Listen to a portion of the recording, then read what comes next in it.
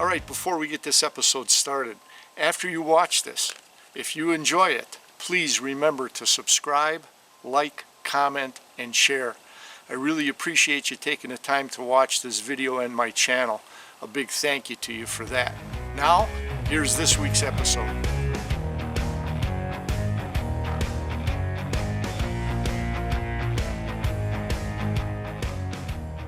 Hi everybody, it's Thursday the 29th of August. We're taking a break on the cabin prep for the refurbishing. You've been seeing me work inside. And I'm headed out into the woods to change out SD cards as bow season is literally, I believe, 2.5 weeks away. Maybe 3. It's middle of September when bow season starts. But I want to pull the SD cards, put new ones in, and check out the deer activity and whatever else is moving in the woods. So hey, stick with us. You'll see me out in the woods. Here we are arriving.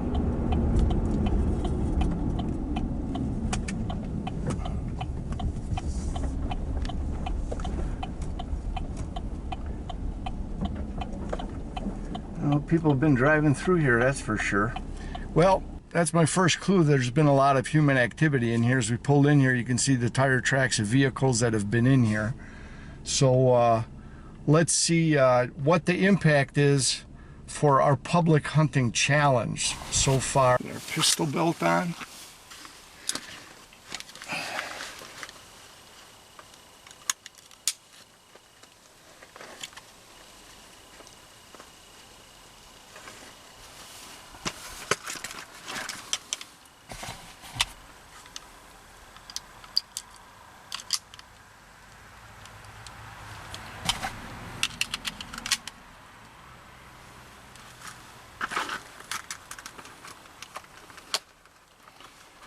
All right, backpack.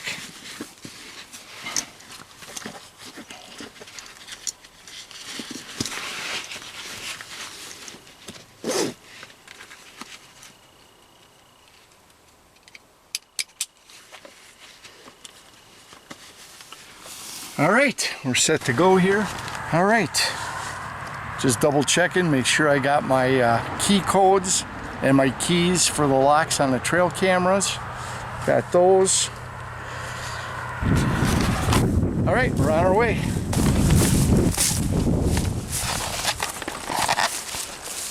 Oh yeah, just by looking here from the last time in, all this grass is down. There's been a lot of human activity in here, driving and scouting probably for bow season.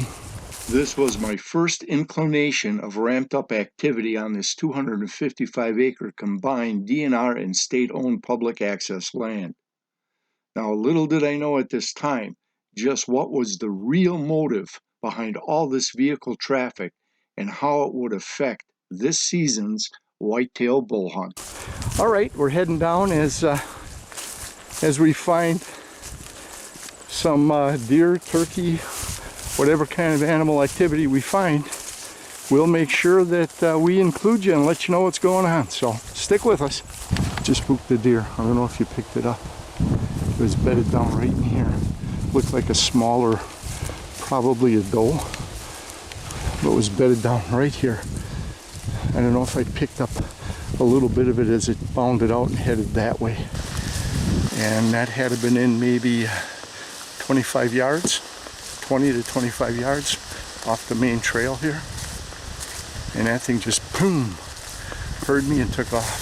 So all right, first sign of deer activity. Cool. What do we got here? And here's they're small, couple of hoof prints from deer here, small ones though, in the mud. You can see truck activity, ATV activity, knocking this stuff all down. So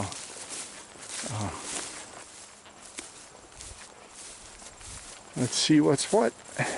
There, more berry bushes.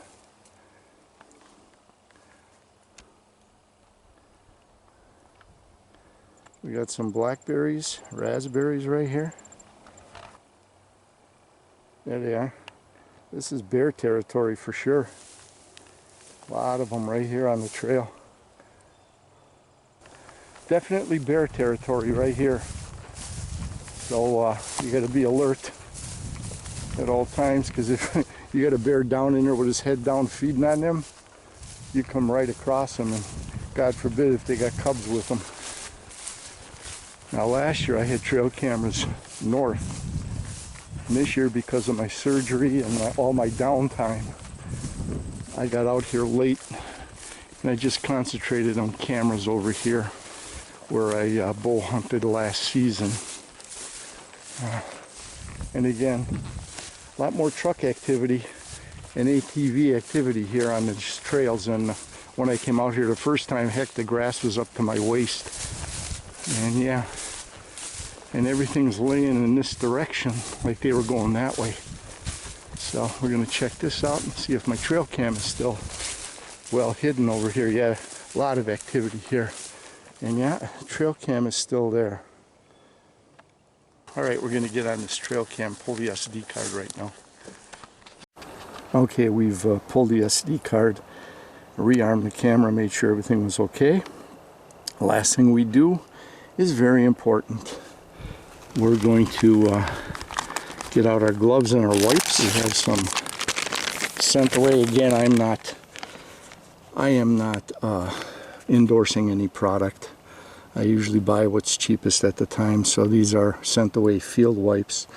So we're going to wipe the camera down to get rid of any human scent from touching it, and that'll help. And I get my gloves out. I think my gloves are in here. Get on a pair of gloves, wipe everything down.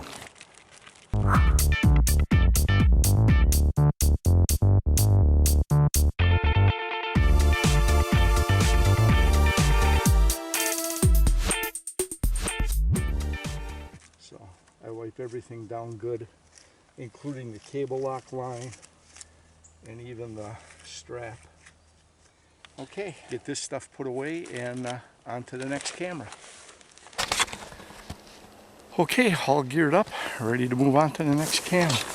This is a little disappointing. Not a lot of activity here. We'll have to see what's on the trail cam. I got 89 pics. So I'm going to stick to the main trails here and see just how much of an impact the human activity has been.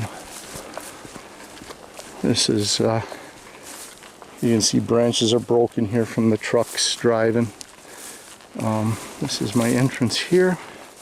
Now there was a patch of clover in here that was close to my stand, and that was one of the reasons that I picked this stand.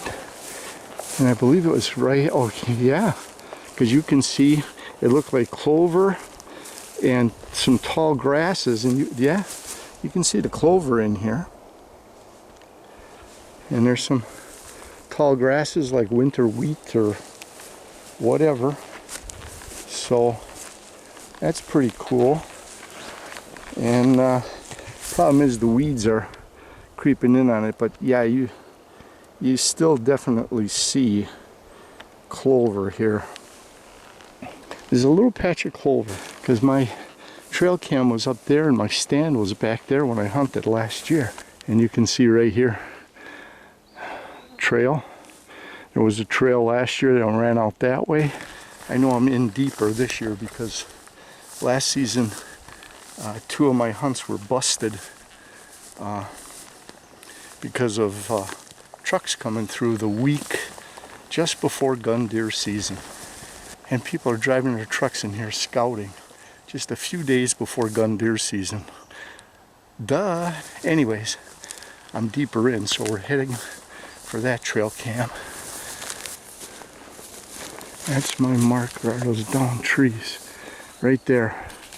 A little harder to see, but you got some logs down right there. That's my marker. Oh, there it is. There's my camera. The reason I like this spot, check this out.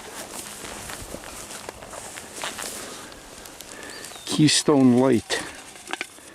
Somebody was drinking beer. Well, we'll take this out of here. Beer can.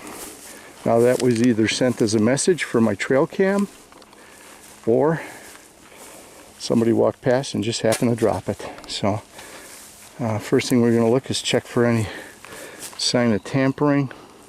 I don't see any. It's on there solid all the way around, tucked together just the way I had it. So let's recover this one. The other thing I want to do here is I want to put a little mock scrape in someplace over here.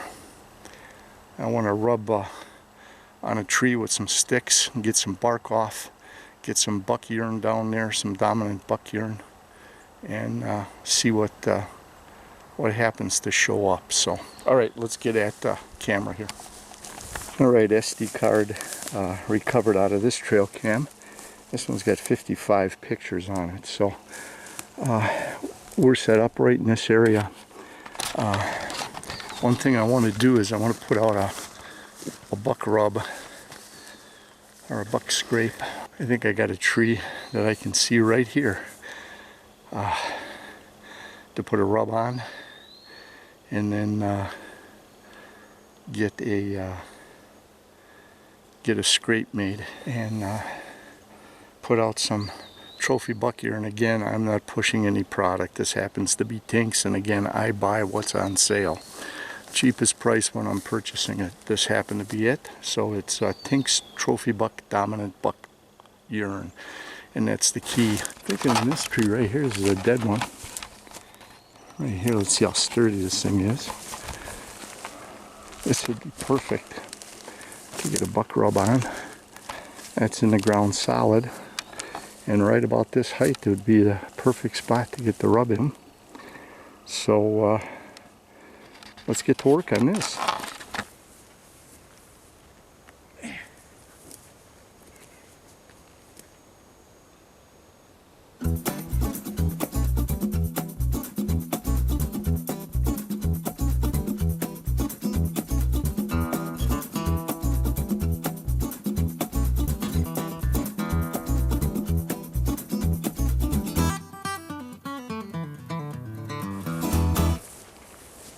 Okay, let's take a close-up look what we did.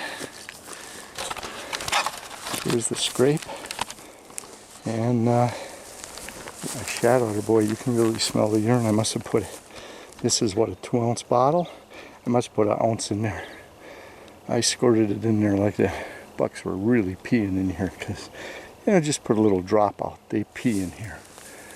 And you can see on here, I went up this high and I rubbed with a stick. Again, there's the scrape, and again, small.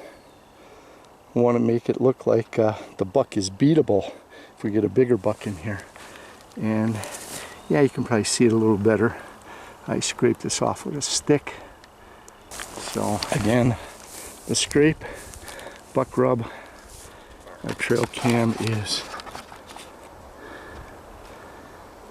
right there. So we're within, we got to be 25 to 30 yards away from the scrape. So we're all set up. Spent the morning in the woods, didn't see a lot of sign on the ground per se, but we did spook a small deer coming in. That thing was bedded down daylight, so that's a plus sign, at least in my book it is. Hopefully this is a better spot, and you can see here that this is going to be my setup for bow season right here. I might even put a small stand up here. I can sit on this tree, get up above everything, and have this tree behind it as breaking up my outline. If I choose to sit on the ground, that limits me. But I haven't made up my mind yet. I do have a ladder that I can strap on and take off, and I could maybe 10-12 feet up strap on a little ladder stand, not a ladder stand, but a little tree stand, and get it locked on permanent, and then just bring my ladder and in the morning set it up and crawl up there and sit. So We'll see what happens, see what I decide. I may just still hunt off the ground because it's public. The less stuff I got in here, the smaller footprint I leave for other hunters to see. So that's the key: quiet, stealthy. You want a good spot, but not so good of a spot that other hunters will come. And as you can see out here, as you get further out here, it's more open. And I would imagine to see hunters up in these trees out south of me here. It's nice and open there. Here it's a little tight yet with all the growth and underbrush here to get good shots. But I'm right on the edge here, and hopefully it pays off. Well, that's it for this morning. As we walk out and we see anything interesting to document, we'll be sure to include you on that. But right now, my job is to head back to the truck and get back to the cabin and get to work. Second coat of paint in the living room. So, hey, thanks for coming along, checking out what we're doing out here to prep for 2024 bow season on public land. All right, sign on the way out. Oop, there we go. Sign on the way out, this turkey tail feather right here. And that's where my blind was, right up there last year. I don't see any more, but turkeys are definitely moving through. Let's leave that one there. Coming back now. I see two game trails, and you can see that that extends well past the tree, going out that way. This one kind of disappears as it gets in the open, but you can kind of see it follow it up that way. So I'm walking through here, I'm just, hey bear, just in case.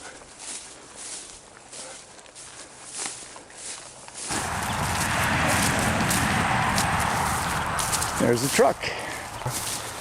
You saw some stuff.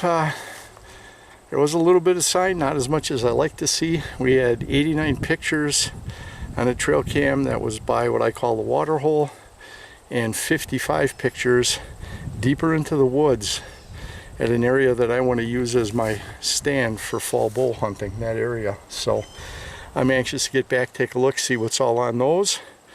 And you could see the presence of human activity more so than when I was here putting the trail cams out. So let's get back to the lake cabin and get these two SD cards reviewed. I'm really curious as to what type of deer activity and what type of quality deer may await my fall bow season.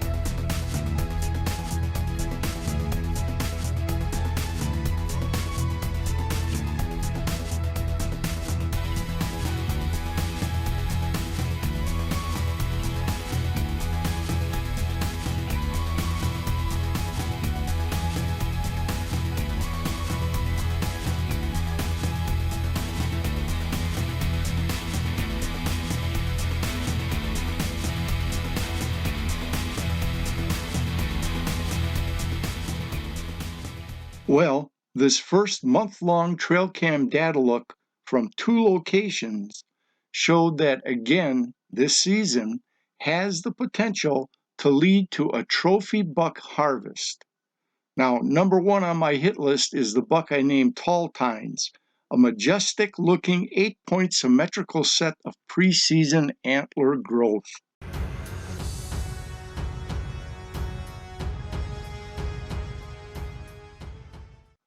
And there was also a 5x4 9-point buck that would qualify on my hit list.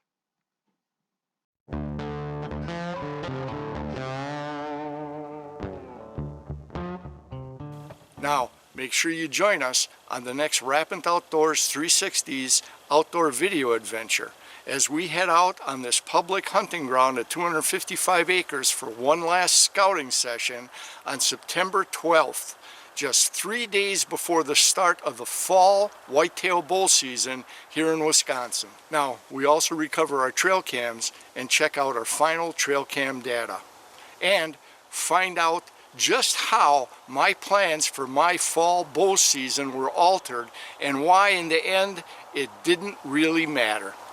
Hey, thanks for watching. We'll catch you on the next Rapid Outdoors 360's outdoor video adventure. See you then.